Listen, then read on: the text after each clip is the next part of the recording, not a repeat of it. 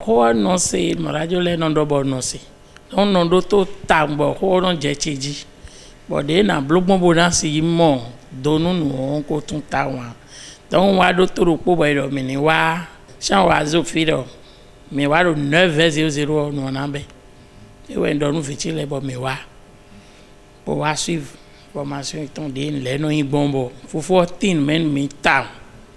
Bo mi do mo je betan lo. Krito mo ni yin de bo wa. Wona wone me wa mo no vile gan we e na wone to gan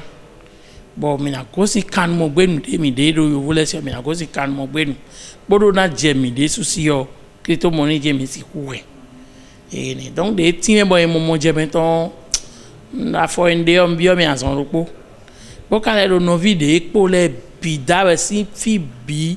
me mate se yo vo gbe a e wa na se fon gbeton be na ti nu meni de na wona gbon de na blogbon bona gosi kan mo gbe no e na tin menu me biwe wan no nu gbe mi ton cheke o me o mate se pe to de gbe o wa na se gbe ton bona wa zo de jibo nu ko yi kana tini me de ni ma do ve na o tra la me yan choto e azo de wa to azo wa to